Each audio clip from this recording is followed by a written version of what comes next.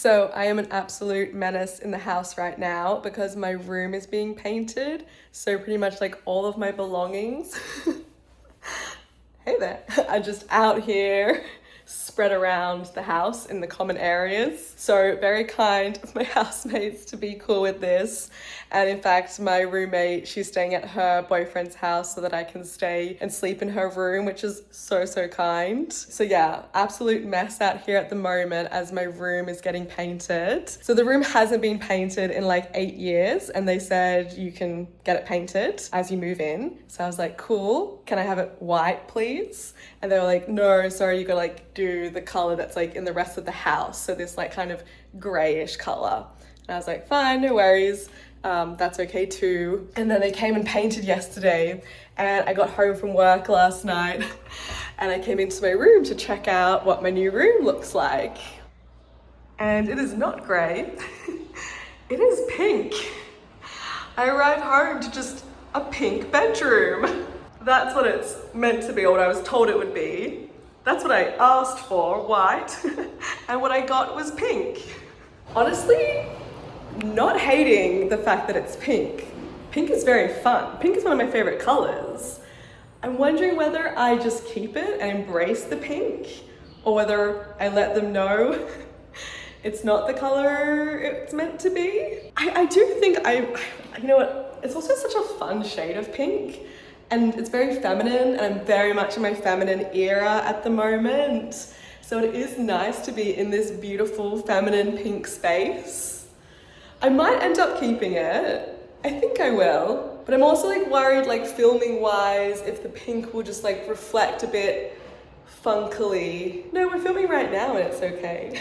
I haven't had a room where the walls have been painted a color other than white or cream since I was like a teenager. Like that's such a childhood thing to like, I remember having a purple room, a blue room, a teal room.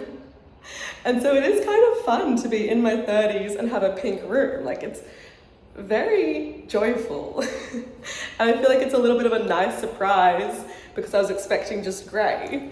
So yeah, let me know what you'll think, if we should keep the pink or let maintenance know that the colour they picked up from the paint store was very off from the standard. In news other than the colour of my room, I am now going to go get lunch. I am going to meet someone out at what looks like a really cute little cafe, and I walk past it and I always think that looks like a cute place to sit and have some lunch. And now I'm gonna go. Let's go have a cute little lunch together.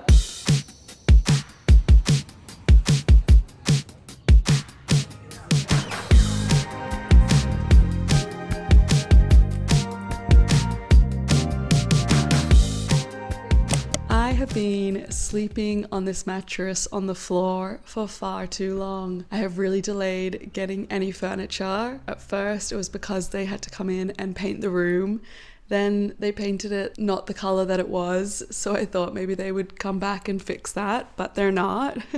So now I don't really have any excuse as to why I have not been furnishing my room, except for the fact that making those decisions feels like a lot. And then also the orientation of the room matters as well. I wasn't sure whether I would put my bed against the window, in which case I wouldn't get a bed with a headboard because like literally I don't think it fits. And then equally, if I wanted to orientate it this way, then I would need to get a bed with a headboard because otherwise there's nothing to lean against and I have to lean against this wall. And I have spent some good amount of time sleeping in both orientations. I feel like I got the most amount of floor space when I had the bed against the windows, but I kept waking up with like a lot of congestion, nasal issues from being so close to the window through the winter, and so I'm not really a fan of that fact. And since I moved the bed here, I'm getting much better sleep. So ultimately, I think it's like a little bit feng shui wise clunky to have the bed in the middle of the room like this, but I get a better sleep. And also when this bed is up on a bed frame and I've got a headboard, Like, I think I'll have a really nice view out the window, and then on the other side of the headboard I can have my desk, so when I'm working from my desk I also get a good view out the window. So I think I'm finally ready. Like, I woke up today and I was just like, I'm locking it in. We are committing to the bed staying here. I'm going to finally order a bed frame. I was also kind of holding out for Facebook Marketplace, but a bed frame that I like with a headboard and that fits the small size of this room has not come into my life yet. So I think I'm done waiting and I'm just gonna buy it outright. So yeah, that's what I'm gonna do at the moment. I'm gonna look at some options and then actually order one. I think I know what I'm gonna go with. We ordered a like IKEA Tonstad dining table, and when it arrived, it was also on Marketplace, but like when we saw it IRL, I was like, oh, this is actually like nice. I like it. So they do a bed, and so I think I'm just going to order that rather than get like a $1,000 bed frame, because yeah, we could save a bit of money on that. We got a nice mattress, and that's probably like where most of the money needs to be spent.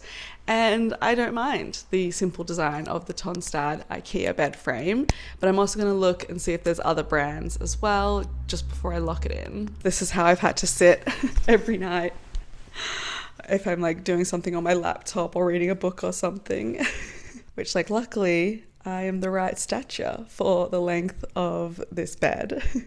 But I'm excited to redirect myself to be able to see out the window instead.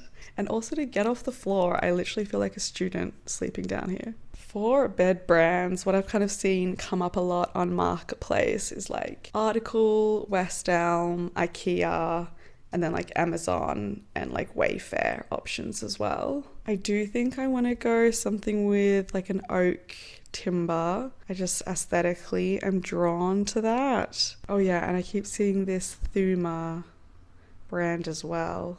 Oh, and I want something where the bed you can access underneath the bed so I can put like boxes and stuff. Yeah, I feel like no particular brand is really standing out for like an exceptional design. So I think I'm gonna go with the IKEA one. Would be kind of better to see it in person, but I really can't be bothered going all the way out there. So we're gonna take a risk and just lock it in. Okay, cool. I ordered it. Yay. That feels so productive. I'm so excited to get off the floor, and I'm excited to have a headboard and to be able to directionally face the window. And then I do need to get a desk, and those are the main items I need. That feels really good.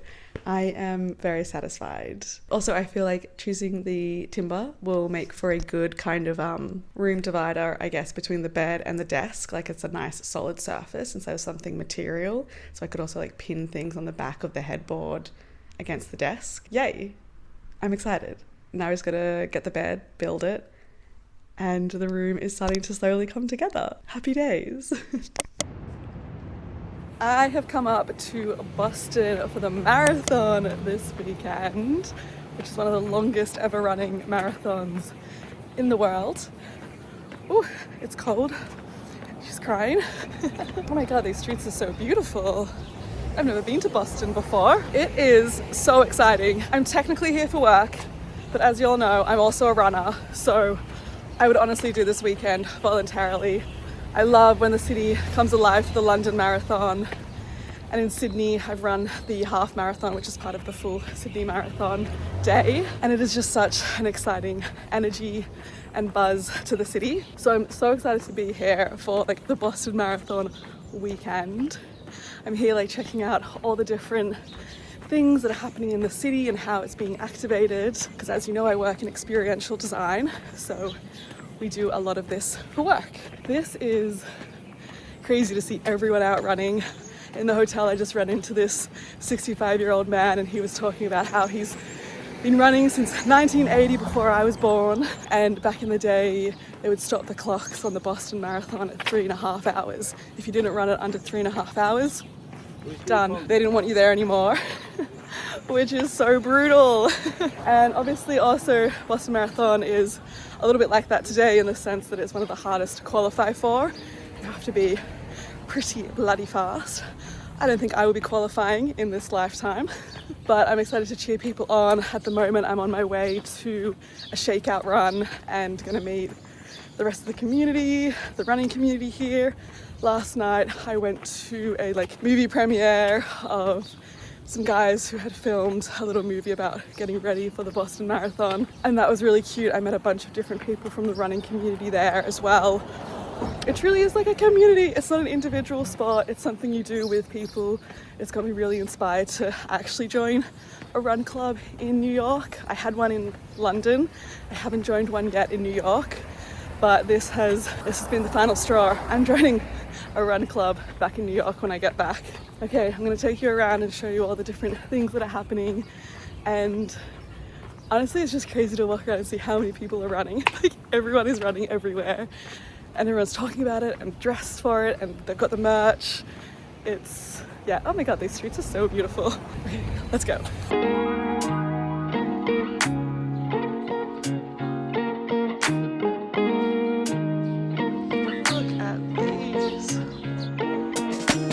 And for anyone who's wondering about what I do for work, as I mentioned, I work in an experiential design agency and we deliver a lot of physical experiences. So I used to work mostly in digital experiences, but now we create physical spaces and places for people to meet up and connect. And at the moment I am researching marathons, which is just so ideal for me. I love running, I love the culture of running, and so as soon as there was a marathon research project, I absolutely wanted to be a part of it. So that is what I'm doing at the moment, researching all about marathons, which is so exciting. Okay, I just arrived at this shakeout run and it is busy. Holy smokes, there's a lot of people.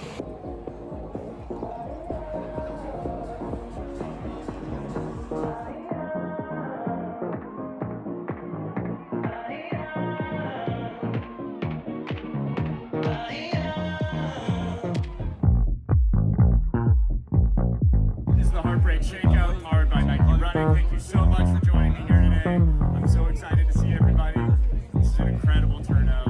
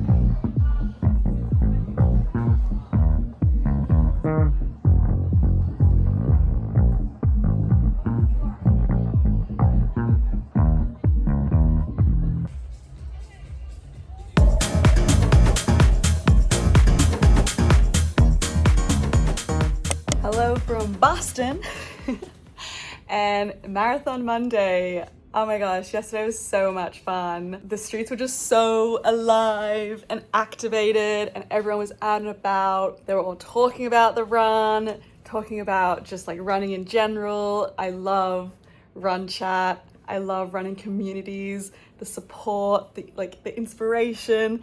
I seriously want to run a marathon now.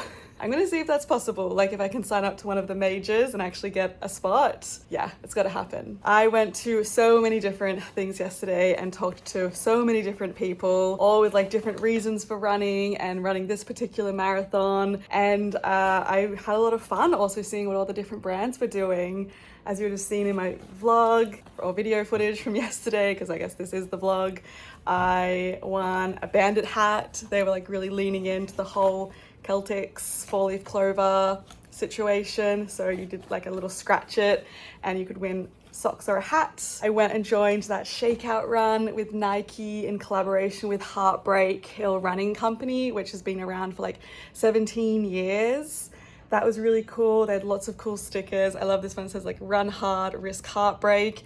They had a really inspiring talk before it as well, in terms of like, we show up, we put ourselves out there, whether it's for a project, a relationship, a race, and we risk it all, knowing that heartbreak might happen. We mightn't be able to do the run, we mightn't make it through the relationship. And that like really obviously inspired me getting into running towards the end of my relationship, but also like the solace I found in running during the breakup. So then I bought a bunch of their socks that say heartbreak on them, which I think are really cute as well, and a good reminder to just keep running. Drank a lot of matchas, ate a lot of pastries. There are a lot of good collaborations with different local bakeries, which I really appreciated. And then I bought myself a Boston cap for the memes, and mostly like Gracie Abrams and Paul Mescal inspired, obviously. Like, I don't even know, is this baseball? I think it's the Red Sox. Yeah, it was so much fun, and just the vibes and the energy is so good. So yeah, I need to run myself a marathon. But today I'm gonna go cheer on the people who are running the marathon, and I'm so excited for them. It's gonna be like, I don't know, just everyone goes through a big journey on their own to get here, to get to this day, to run the marathon, and we get to go and cheer and support for them now. So let's go out. Also, yesterday was like rainy. Today, we got the sun. So we're gonna go out and celebrate everyone running the Boston Marathon.